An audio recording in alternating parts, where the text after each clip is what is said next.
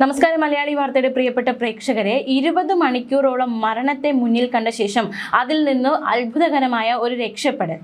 എന്താണ് സംഭവിച്ചതെന്നല്ലേ?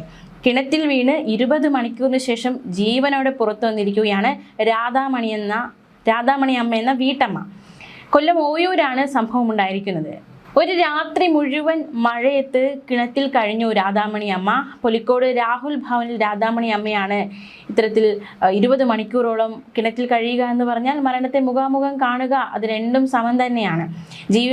രക്ഷപ്പെടുമോ, ആരെങ്കിലും തന്നെ രക്ഷപ്പെടുത്തുമോ, മറ്റെന്തെങ്കിലും അപകടങ്ങൾ ഉണ്ടാകുമോ എന്നതടക്കമുള്ള ആശങ്കകളോടെ 20 മണിക്കൂറുകൾ കിണറ്റിൽ ചിലവഴിക്കേണ്ടി വന്നു ഈ 60-കാരിക്ക്. ഒടുവിൽ അത്ഭുത രക്ഷ സംഭവിച്ചിരിക്കുകയാണ്. മുളയറച്ചാൽ വെളമാനൂർ കോണം ഭാഗത്തെ കുടുംബ വസ്തുവിലെത്തിയ ഇവർ ഇവിടെ സഹോദരന്റെ സ്ഥലത്തെ ആൾമറയില്ലാത്ത കിണറ്റിലാണ് അബദ്ധത്തിൽ വീണുപോയത്. വെള്ളിയാഴ്ച വൈകിട്ട് 3 മണിയോടെയാണ് അപകടമുണ്ടായത്. എന്നാൽ ഈ വിവരം ആരും അറിഞ്ഞില്ല. നോക്കൂ, 20 മണിക്കൂറോളം ഇവർ കിണറ്റിൽ കിടന്നിട്ടും അത് ആരും അറിഞ്ഞില്ല. സ്വാഭാവികമായിട്ട് ഒരു കാണാതാകുമ്പോൾ ഒരു അന്വേഷണം ഉണ്ടായിരുന്നിരിക്കാം. എന്തായാലും ഈ കിണറ്റിൽ വീണു 20 മണിക്കൂറുകൾ കഴിഞ്ഞു എന്ന് പറയുമ്പോൾ ആരും ആ ഭാഗത്തേക്കൊന്ന് നോക്കുക പോലും ചെയ്തില്ല എന്നതാണ് മറ്റൊരു വശം. പിറ്റേന്ന് രാവിലെ 9:15 സഹോദരൻ രാധാകൃഷ്ണൻ സമീപത്തെ കൃഷിയിടത്തിലേക്ക് പോകുന്ന വഴിയാണ് കിണറ്റിൽ നിന്നും നിലവിളി കേൾക്കുന്നത്.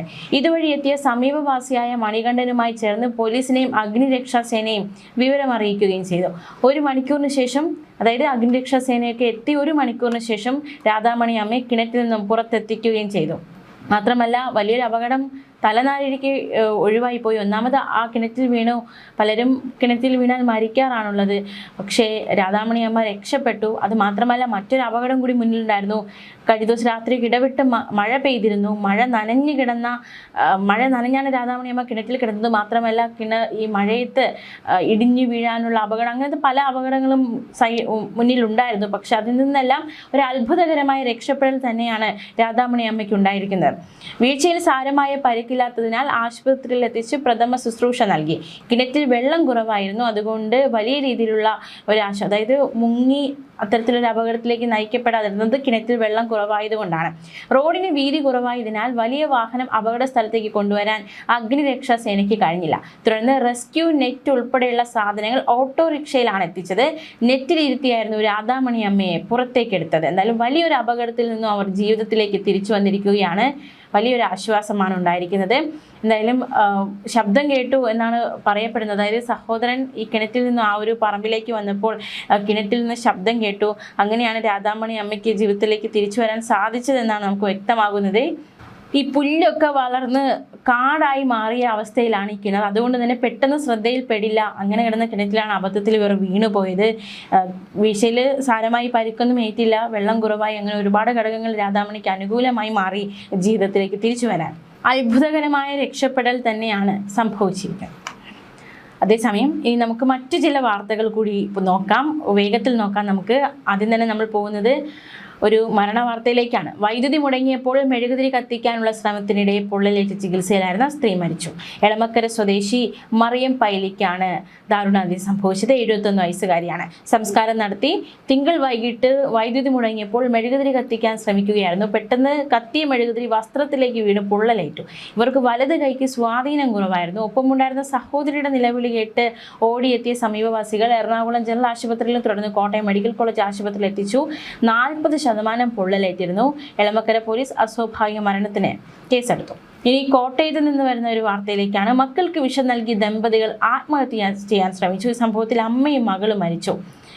ജോസ്ന, അതുപോലെ മകൾ മരിയ തെരേസ തോമസ് എന്നിവരാണ് മരിച്ചത്. ഇന്നലെ പുലർച്ചെ 5:30 മരിയ മരണത്തിന് കീഴടങ്ങിയത്. മകളുടെ പോസ്റ്റ്മോർട്ടം നടപടികൾ പൂർത്തിയായതിന് പിന്നാലെ വൈകിട്ട് 4 അമ്മയും മരിച്ചു. ജോസിന്റെ മൃതദേഹം പോസ്റ്റ്മോർട്ടം ചെയ്യും. ഇരുവരുടെയും സംസ്കാരം പിന്നീടാണ്. ജോബിയുടെ നിലയും അതീവ ഗുരുതരമാണ്. ഇളയ മകനും മെഡിക്കൽ കോളേജിൽ ചികിത്സയിലാണ്. തിങ്കളാഴ്ച വൈകിട്ടാണ് സംഭവം ഉണ്ടായത്. 4 പേരെയും കളനാശിനി കഴിച്ച് അവശനിലയിൽ വീട്ടിൽ കണ്ടെത്തുകയായിരുന്നു. ഇവരുടെ സമീപത്ത് നിന്നും കളനാശിനിയുടെ കുപ്പിയും കണ്ടെത്തി.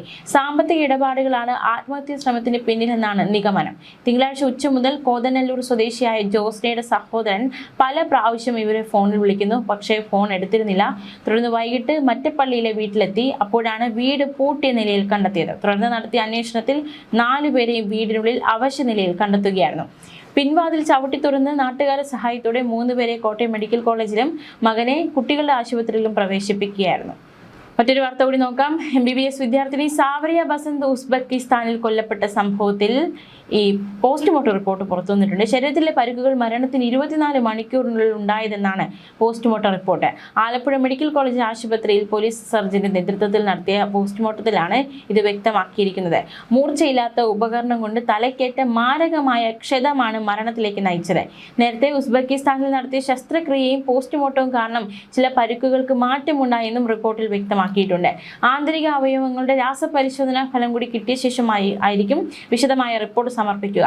ഉസ്ബെക്കിസ്ഥാനിലെ പോസ്റ്റ്മോർട്ടം റിപ്പോർട്ടും അതിനു മുൻപ് നടത്തിയ ശസ്ത്രക്രിയ റിപ്പോർട്ടും കിട്ടിയാലേ അന്തിമ അഭിപ്രായം പറയാൻ കഴിയൂ എന്നും ആലപ്പുഴ മെഡിക്കൽ കോളേജ് ആശുപത്രിയിലെ പോസ്റ്റ്മോർട്ടം റിപ്പോർട്ടിൽ വ്യക്തമാക്കിയിട്ടുണ്ട്. സാവരിയയുടെ തലയിലേറ്റ മുറിവുകളാണ് മരണകാരണമെന്ന് ഉസ്ബെക്കിസ്ഥാനിലെ പോസ്റ്റ്മോർട്ടം റിപ്പോർട്ടിൽ ഉണ്ടെങ്കിലും ദേഹത്തുണ്ടായിരുന്ന മുറിവുകളെ പറ്റി പരാമർശിച്ചിട്ടില്ല. കഴിഞ്ഞ 4-നാണ് സാവരിയയ്ക്ക് അപകടം പറ്റിയെന്ന വിവരം സഹപാഠികൾ ഫോണിലൂടെ വീട്ടുകാരെ അറിയിച്ചത്. തുടർന്ന് ശസ്ത്രക്രിയ നടത്തിയെന്നും ജീവൻ രക്ഷിക്കാനായില്ലെന്ന വിവരവും കിട്ടുന്നു. വീട്ടുകാരുടെ ആവശ്യപ്രകാരമാണ് ആലപ്പുഴ മെഡിക്കൽ കോളേജ് ആശുപത്രിയിൽ വീണ്ടും പോസ്റ്റ്മോർട്ടം നടത്തിയത്. അതേസമയം പെട്ടെന്നുള്ള പ്രകോപനത്തിൽ ലാപ്ടോപ്പ് കൊണ്ട് അടിച്ചതല്ലെന്നും ക്രൂരമായ മർദ്ദനമാണ് മരണത്തിലേക്ക് നയിച്ചതെന്നുമുള്ള ബന്ധുക്കളുടെ സംശയം ഇതിന് ബലമേകുന്നതാണ് പോസ്റ്റ്മോർട്ടം റിപ്പോർട്ടിലെ വിവരങ്ങൾ. എന്തായാലും ഉസ്ബെക്കിസ്ഥാനിലെ പോസ്റ്റ്മോർട്ടം റിപ്പോർട്ട് 20 ദിവസത്തിനകം കിട്ടുമെന്നാണ് വിദേശകാര്യ മന്ത്രാലയം വീട്ടുകാരെ അറിയിച്ചത്. കേസ് തെളിയിക്കുന്നതിനായി ആവശ്യമെങ്കിൽ നയതന്ത്ര സഹായത്തോടെ ക്രൈംബ്രാഞ്ച് സംഘത്തെ ഉസ്ബെക്കിസ്ഥാനിലേക്ക് അയക്കുമെന്ന് മന്ത്രി രമേശ് ചെന്നിത്തല വീട്ടുകാർക്ക് ഉറപ്പ് നൽകി. സാവരിയുടെ സഹപാഠികളിൽ നിന്ന് ക്രൈംബ്രാഞ്ച് മൊഴിയെടുത്തു തുടങ്ങി. സംസ്ഥാന വനിതാ കമ്മീഷൻ അധ്യക്ഷ P. സതീദേവി സാവരിയുടെ പിലാപ്പുഴയിലെ വീട്ടിലെത്തി വിവരങ്ങൾ ശേഖരിച്ചു. സംഭവത്തിൽ ഹരിപ്പാട് SHOയോട് റിപ്പോർട്ടും ആവശ്യപ്പെട്ടു.